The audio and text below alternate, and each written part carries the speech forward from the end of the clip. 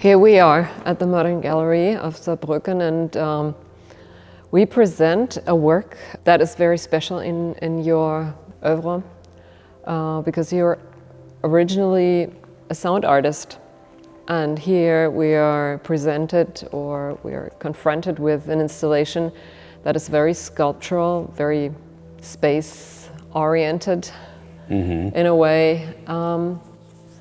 What made you decide, or what made you develop a piece that is so breathtaking like this one?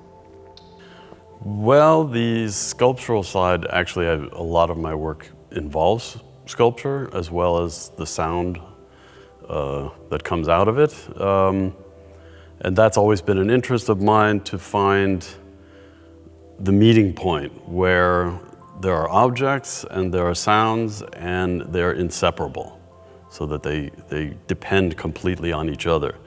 The sound, yeah, you can hear it without the object, or in this case the installation, but it won't have the full meaning.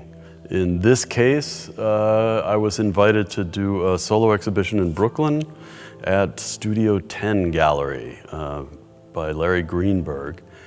And I wasn't sure how I could do that, actually, because they have no budget and it's quite a small space. I couldn't ship things from, I live in Berlin, I couldn't ship things from Berlin. So I was thinking about a number of different possibilities, and Larry had dinner with my brother, who's a sculptor. And during this dinner, they realized, oh, of course, let's do a collaboration.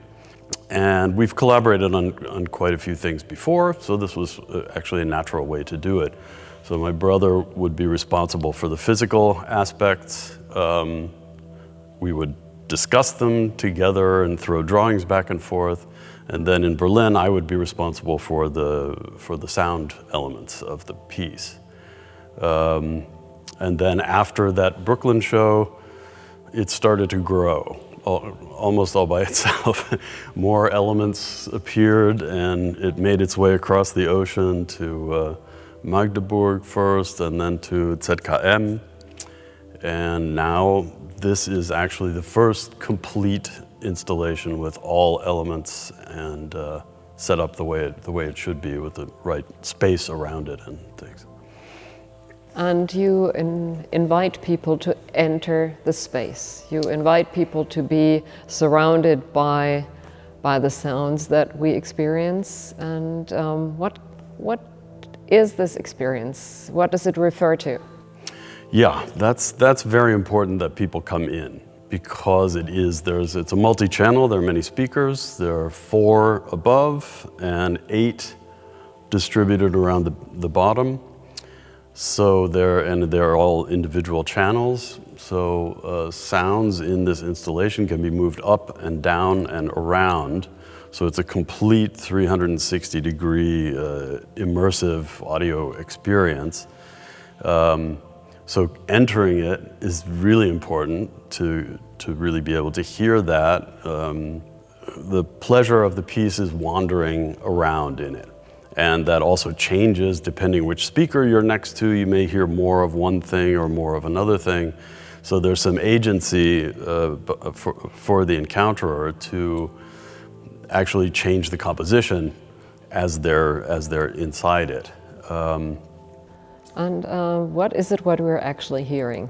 The conception is a translation into sound and sculpture of a Paul Celan poem. It's quite a short poem called Weißgeräusche. Like many of Paul Celan's poems, it's quite short. And that was the jumping off point for everything that you see and hear in this. I'm quite familiar with working with poetry. I do that a lot as a starting point for a piece. My brother was not so familiar, so we had to come up with a way of working together. And what we decided to do was we would each interpret the poem and then report to the other person what the interpretation was. These Paul Celan poems are short but very complex. They involve, he puts a lot of words together that don't belong together. Schattengelenke and Strahlengänge, and there are a lot of, he makes these hybrid words, which fits very well with my compositional technique, which is to make hybrid sounds. And at the end, we went through this for a couple of weeks, and finally we said, okay, we know what we want to focus on in the poem is a message in a bottle at sea from the perspective of the message. So the message is looking out at the sea, essentially. And this is one of the many images in the poem. There's a Flaschenpost that appears in the first stanza.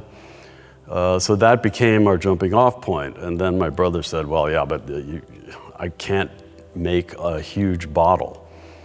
And he thought about it, and one night came up with this idea of a lens, to make an enormous lens. But the lens is made of air. So actually these objects that you see around, as far as my brother is concerned, these are not the sculpture. The sculpture is the empty space that they describe. And then my job was to fill that space with sound. And in the sound composition, I'm very, very much following the poem, very, very literally. The first word in the poem is Weißgeräusche, white sounds. And I thought of all the sounds that to me are white, and some are simple, like walking in snow. For me is a very white sound, footsteps in soft snow. Wind coming through a door, there's some rain on panes of glass.